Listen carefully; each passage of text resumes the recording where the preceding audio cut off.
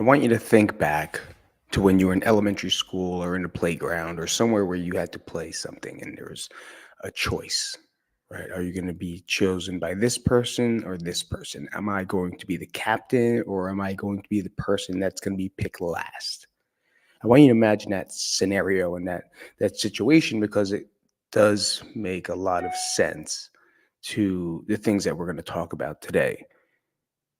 And for me, when I would play basketball, say in front of the house, we'd have tons of kids on our street playing. This was like the early 2000s, late 90s. And we had a basketball hoop on the street. It was called Bell Street. When we would play, I was the older one. So I'd always usually get to pick, or I'd be a captain at that point. And I had a choice to either pick the stud or to pick the slug. And for me, I always had this like burning nature to pick the slugs or the people that you wouldn't pick first. I would pick the ones that can play, but just, they're going to be picked last. Why? Not because of I feel bad for them or because I want them to be, better. I guess I do, but at the same time, I would pick them because of the chance of succeeding. I always loved the underdog. I always loved taking the kids that never felt like they belonged or deserved to be picked first, and I would pick them first. And then in the draft, if anyone else that was good or mediocre left over, I would take them too. But I know that I was a key player. I wasn't the greatest basketball player, but I was enough to make up the difference. So I would take them on. And for me, it was, I guess you could say, a gamble, right? And that's with anything. Now, I always look at that situation. Why? Because when I was a kid, I was fat, I was overweight, I was short, I was not Italian, and I was usually picked last because I was fat and I was slow and I wasn't really slow, honestly. But they underestimated what I can do when they picked me last, and then I overperformed. Now I felt like I proved myself, to these people that did not pick me first because they thought I was going to be eliminated first because they thought I was slow and not athletic because I was overweight and I like to eat rice. But the main thing is I didn't. And that's why I like choosing those kids because you never know. They never had a chance to feel good about themselves. They never had a chance to pick themselves up. They were just so used to not being picked first, not being able to show that maybe I do have something. Maybe I can do something. Maybe I do believe in something. Because one person decided that day that they believed in them. And that is the power of building strong relationships or building a bond or building belief in someone. And I was talking about resilience, I think. I think that was like the name of this podcast was how I was resilient, but this is what came out. And this is a key point to being resilient. And that's the relationships that you build and the people that you keep around and the people that are with you. Those relationships help you in a tough time, right? Because you believed in them and they will forever be grateful for you.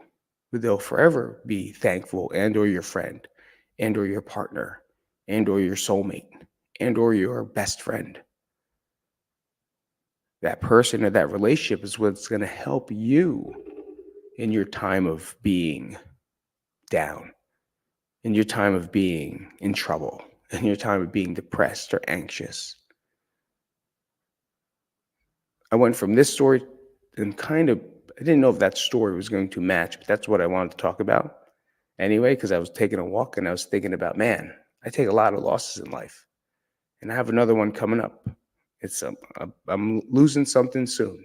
All right. And I'm not talking about it, but I'm losing something soon. It sucks. I'm not going to lie. It sucks. But there's nothing I can do in my power to change that. The only thing I can do is use what I know in order to be resilient, in order to come back again. Right? I've been down many times. So if you're new to the podcast, I'll let you know right now. Like, I'm not one person that's just like, I take my chances to lose. And just like the picks that I do for basketball, or when I did when I was a kid picking the B players, I take a chance to lose. That was my choice. I know I'm going to lose. And I feel like every day when you make a choice, you're going to either win or lose. And that's it. We can't always win, right? We have to learn to win, and we also have to learn how to lose. And losing is more important. Right? Taking that loss sucks.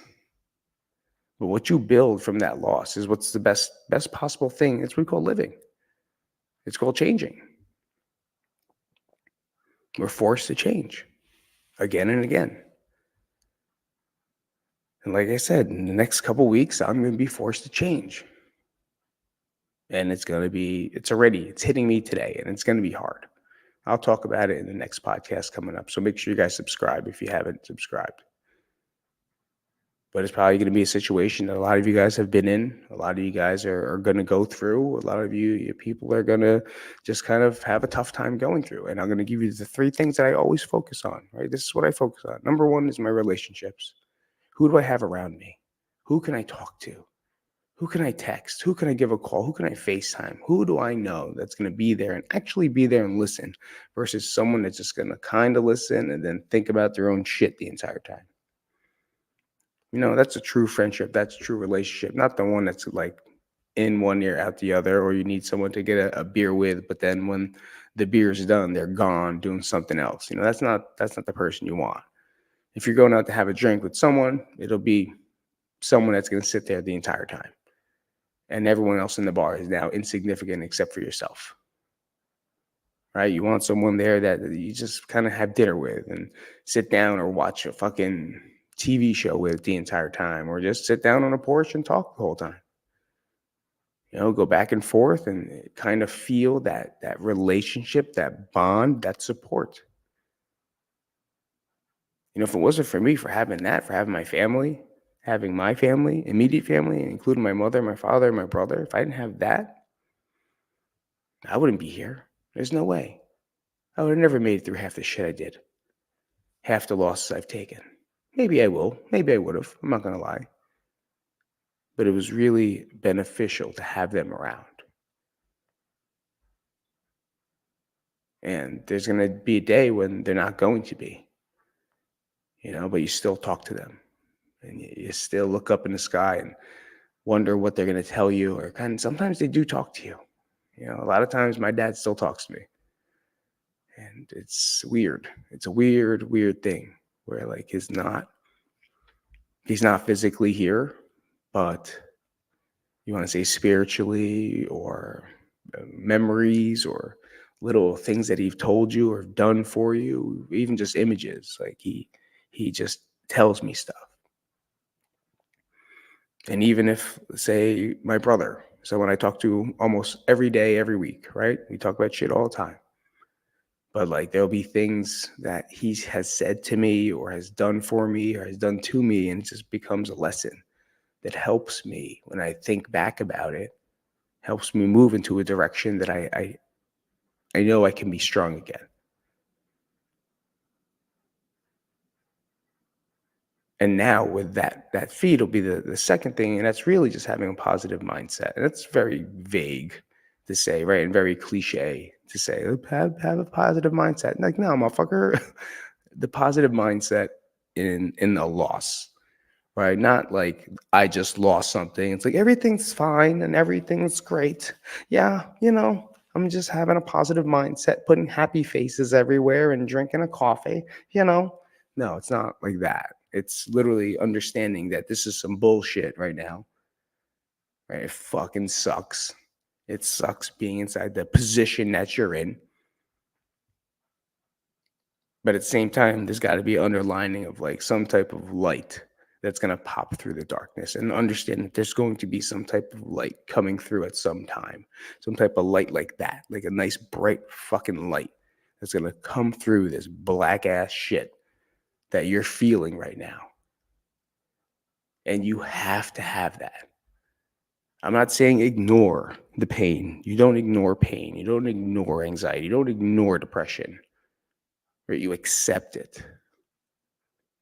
You step inside and you say, shit, this is me. I'm Venom. Like, yeah, I'm coming through. Watch out. I'm mass destruction, trying to kill everything, kill everybody. But inside, there's a person, right, that's going to pop out at some time and try to talk that person out of it. It's almost like you have two sides within yourself. And I know you've been there. Picture a time when you were just so fucking down, right? Just on the fucking couch, can't do nothing, don't want to move. Maybe after a death or a breakup or a loss, right? Usually after a loss, it's that hard. But you, like, for some reason went, get up. And you got up and just started moving around. Get up. And you just, that's a belief, right? That's a positive mindset right there. By you acting and doing that opposite action where you wanted to, that's DBT, by the way, doing opposite action. It's doing something opposite of what is you're feeling, right? You're on the couch, you're laying down, but out of nowhere, you're like, fuck this. And you just kind of stand up and just start washing the dishes or go do laundry or do something else to get your mind off it. That's being positive, right? Because you could have just stuck there and lay there the entire time and just hung out. But you didn't. You chose to do something different. You chose to move. You chose to think differently to get out of it. You're not ignoring it, but you're kind of getting yourself out of that position that you were in 5 minutes ago. And yeah, affirmations are great. I can sit down and do affirmations all day, but if I don't believe it, then what is it? If you guys haven't, go to YouTube and go to Tony Robbins Priming. It's something I've been doing in the morning for the past 2 months, and it's just a lot easier. It really connects because I was doing my affirmations, I was doing my talking, but at some point, the only time when I really connected was when I was really connecting. But a lot of times I'm just doing it and I'm saying it, and I'm like, oh, I'm just saying this stuff. Like, thank you for this. I'm not even, like, I don't feel it. There's no longer a connection that I had months ago. So I found this where priming is more of visioning past occurrences that made you feel that way. Right. So we do start off with some breath work. It's 15 minutes. So fucking check it out. So if you want to do it with me, let me know. Comment down below or subscribe and I'll definitely do it with you and I'll just run it through. We'll do it together. I have no problem doing that. And after the breath work, we kind of relax. And now he says something like, think of something that you're grateful for. A relationship, a person, a thing, and think about it. So now we're thinking, right? And then how did it make you feel? And now it starts to connect, right? Versus like, oh, thank you for my wife. Boo, boo, boo, boo, boo, boo. It's not like that. It's like, thank you for my wife. And then I picture the moment I got married. I picture my first kiss with her. I picture the love and the sharing that we've done. I picture all these wonderful things that I'm grateful for. And now it's even connecting within me. And it makes me feel better. So learning to connect that affirmation with an actual occurrence that happened within your life is going to help that affirmation get stronger. The other one I think about is my dad, right? My mom, my dad. Why am I grateful for them? And then I could think about all the shitty things that I've had with them, which is a point of life where I was blaming them for a lot of stuff. Right? I wrote a book, I don't even know when, 2013, some shit like that. And a chapter was like dedicated to like how they fucked me. And I feel so shitty about that, but at the same time, I can't because that's how I felt. Right. And that's okay. Right. At that point, you feel like a victim or you feel like that's something to talk about or where it brought you. And a lot of this stuff is true, but it doesn't mean I hang on to it. I don't think about that stuff every day, but it is an occurrence that made me who I am today. And sometimes bad parenting or a lack of love and relationship is it. I don't even say lack of love. They loved me forever, right? But it's just different ways. The way they grow up or grew up was different than the way I grew up. And the way they raised me is going to be different than I raised my kids. I learned a lot of lessons from what they did for me. And now I'm here trying to reverse some of the things that didn't work out, right? To create change. But I'm fucking grateful for them when I picture them. And the one weird thing that I think about all the time, because my parents did not show up to a lot of my stuff, right? It was always working.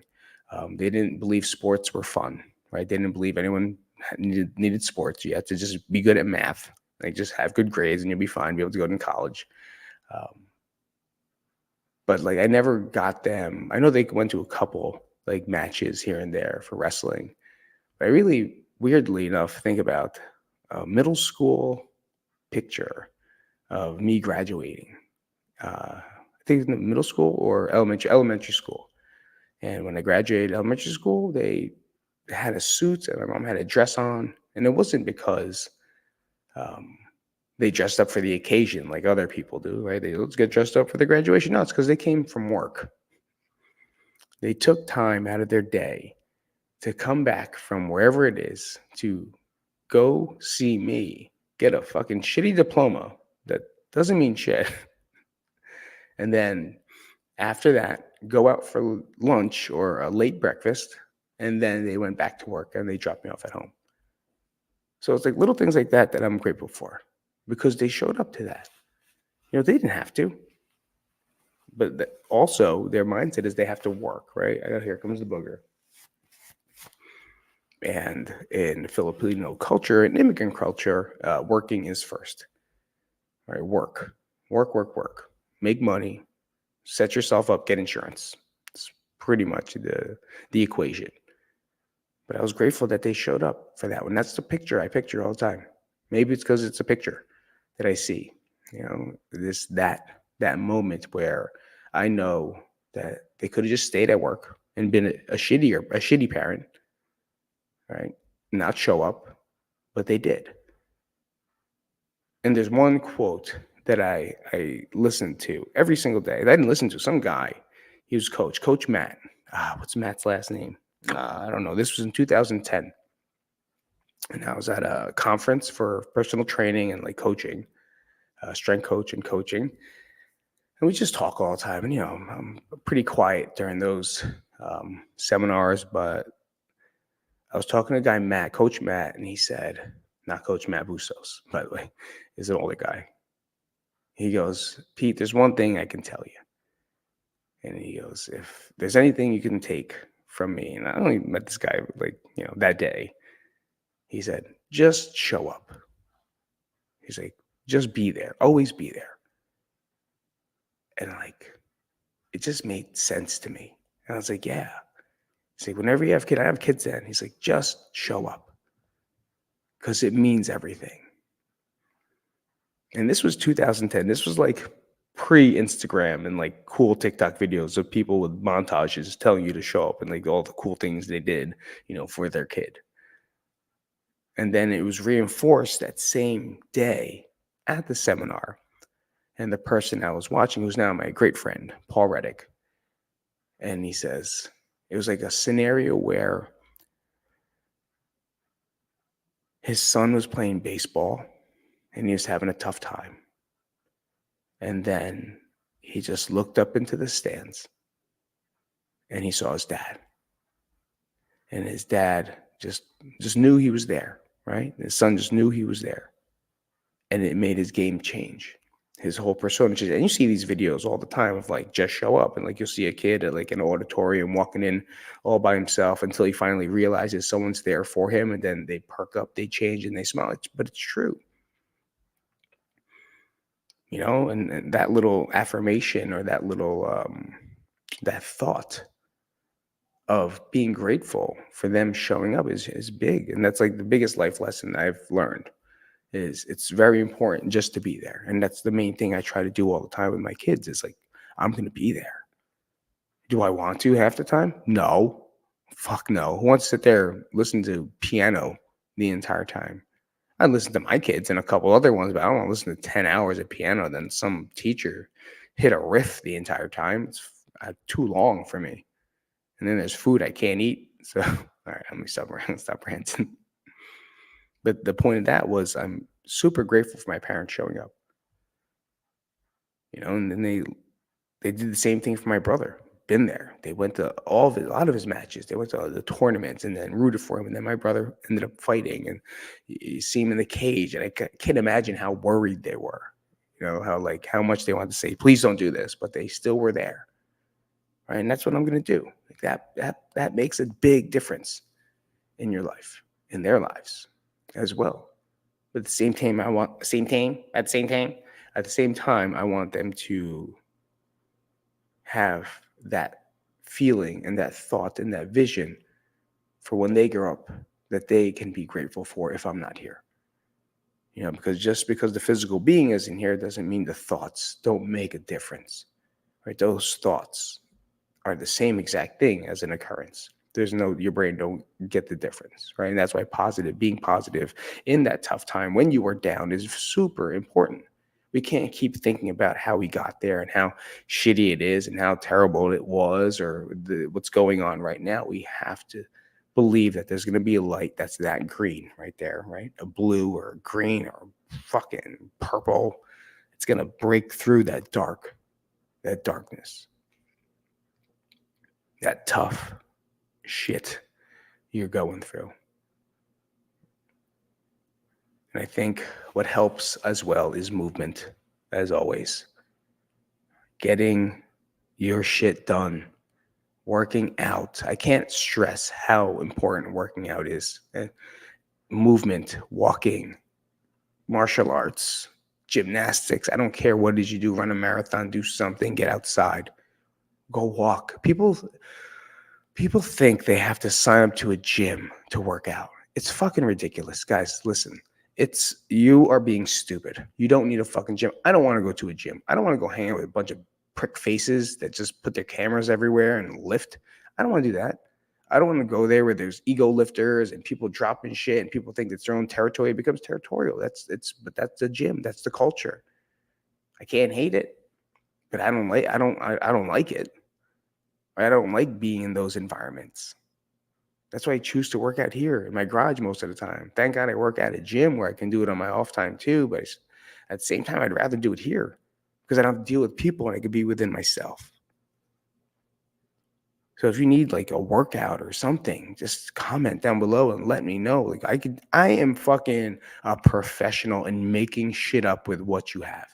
Like I'm really good at it. My whole life revolves around it. So comment down below. Let me know if you need anything. No, it's not a program I'm going to sell you. I'll fucking type it out right here and I'll send it to you. I'm not here to sell you shit, guys. I'm here to talk. I'm here to get things out of my fucking head. At some point, am I going to sell a t-shirt? Fuck yeah, I'm going to sell a t-shirt because t-shirts fucking are cool. T-shirts, hoodies, goopalines, gloves, maybe just one glove because Michael Jackson, that shit. You don't need two gloves. You just need one, right? Half the time you take one off to text message someone. So what do you need two gloves for? Most of the time you just take the glove off, right? Okay, let's be real. Shorts, joggers, sweatpants, high side, whatever. Yeah, I'll sell that shit. But workout programs is tough for me. Maybe I'll do like online training again. I'm not sure. If you have any interest in online training, please let me know because I have a couple clients, but I don't do too much. But if you need it, you fucking let me know and we'll do something because I'd rather see you do something than do nothing. It's weird, man, that people think they have to go do the extreme when you can just walk in your house. You ever just walk up and down the stairs? That shit's tough. Think about it. Here's a quick workout for you. Ready? I'm going to tell you. Walk up your stairs, do 10 squats somewhere up there, or 10 jumping jacks, or 10 push-ups, or 10 of anything. Walk back downstairs, but hold on to the railing, especially if you're out of shape. And then get back down and then do the same thing or an opposite movement. And then go back up the stairs and then do that for 15 minutes. I will guarantee you'll burn 100 calories without a doubt. Especially if you don't work out. But at the same time, it doesn't matter about the calories. It matters about the movement. You could go walk up the stairs, do arm circles, roll your neck around, feel good, touch your toes, go back downstairs, do the same thing. You're elevating your heart rate, you're bringing it up, bringing it down. Creating endorphins, bringing it back down. Feeling great about yourself, bringing it back down. Right? That's what exercise does. That's what movement does. It makes you feel good about yourself. And that's the third thing, it's self-love. Right? Love yourself. Be compassionate to yourself. Don't hate yourself for the things that you've done or been through or how you feel every single day. I hate myself every single day, guys. I have to talk myself out of it. I wake up like, ugh, fucking fat piece of shit every single morning. I step on a scale. Oh, you're a pound and a half heavier. And then I step on a scale at 11 o'clock. I'm 2 pounds lighter. And then I feel good again. And then I walk back up and I fucking go to bed. I'm like 3 pounds heavier. Then I wake up next morning. I'm 4 pounds lighter.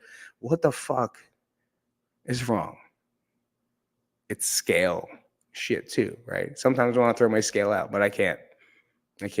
I'm not going to do it because I might lose my mind. So I have to, I got to check. I don't check that much. But listen, wrestling background, bodybuilding background, fat kid background, I check the scale, son. And then when I don't, I'm like, oh, I'm good. I love myself. I'm not going to check the scale. I don't want to gauge anything because it's going to make me feel bad about myself. And then I gain 30 pounds. And then I step on, what's worse? Like, what's worse? Where's the difference here? What's worse? So stepping on the scale every day with control and understanding everything's going to be okay, or ignoring it because I don't want to fucking, because Instagram tells you not to weigh yourself. Body positivity, just don't weigh yourself. And then I'm 30 pounds heavier when I check 3 months later, and now I fucking really want to kill myself. You tell me which better. I think stepping on a scale every day, it's okay as long as you can manage it. Whether you think, because I can't manage the other one. All right, I tried that one. I tried it twice. I'm gonna stop weighing myself, and I'm just gonna keep working out. I'm not gonna. Nah, I'll be fine. Guess what? I was not. I was lifting a lot, and I put on a lot of muscle and fat, and I was 30, 40 pounds heavier than I thought I was. I was jacked. I'll find a picture. I'll send it to you. I'm gonna send it to you. I'll put it up somewhere. I was like, man, I'm thick. And then I was like, oh shit, I can't breathe. I can't do this. This shit's tough. I need to get back in shape. But little things like that. You pick up your stuff, and you kind of have to just try, right? And like we talked about in the beginning, like taking that choice can result in a loss, and we can't be mad at that. We can't be upset that we're gonna lose. Right? Losing is part of life, and when my kids lose, I'm sorry, you fucking lost, kid. I'm not cuddling you. I'm not gonna tell you go try again. There's nothing I can do. If they get hurt, you lost. You got hurt. You hit your shin. You fell. It hurts. I'll comfort you, but you get the fuck back up. I'm not gonna sit there and spit on them. Be like, be a man. Stop being a pussy. No, fucking comfort. Acknowledge. You good? You okay? All right, let's go. Let's do it again. That's just the way you deliver it. Right? And I feel like that difference makes a difference in their lives and in ours, and gives them that positive feedback, that positive imagery, that body positive. I'm making shit up now. Now I'm just talking for no reason. So that was the first one was what? Find relationships, right? Just fucking find a relationship that you can go to, talk to, be with, be around. Don't care that they're someone, the person, the people that suck in your life. You do. You really do. The people that suck, where it's like, yeah, I could use you. We're going to be friends for a good time.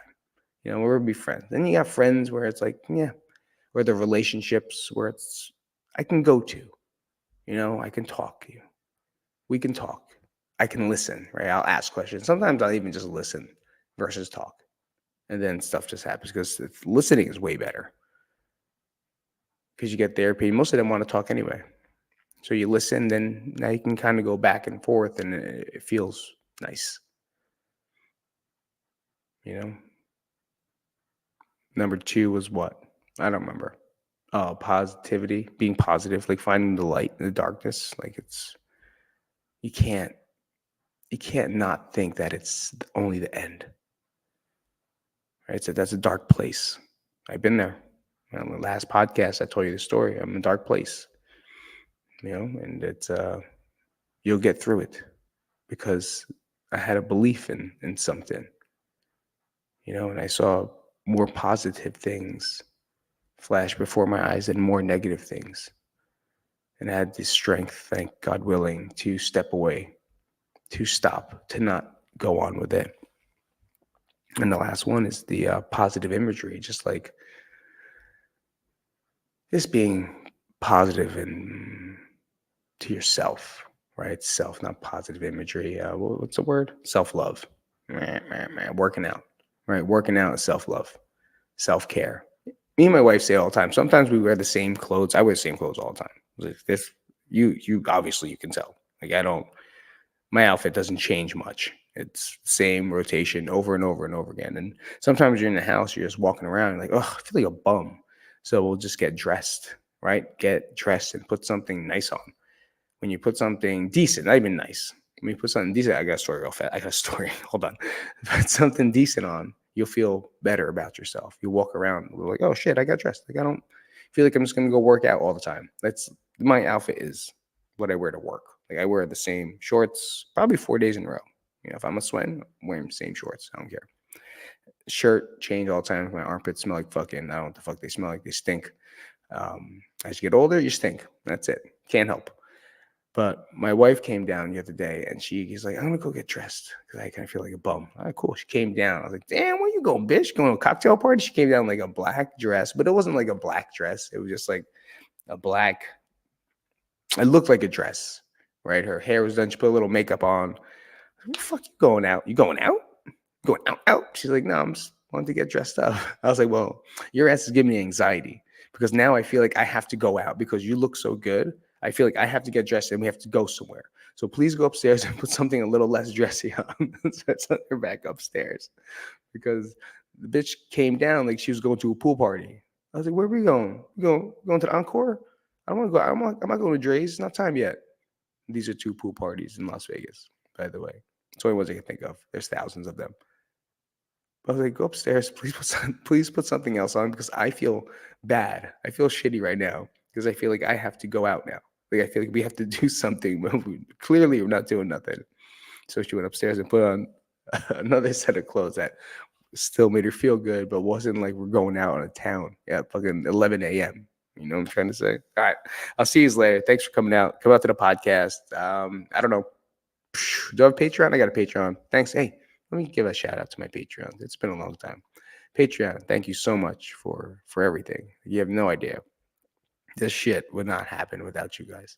I truly, truly, truly am grateful for the support that I have with that little crew that's just there, just helping. And nothing more means than that. I don't know what that meant. That's a terrible sentence I just said, but you all know who you are.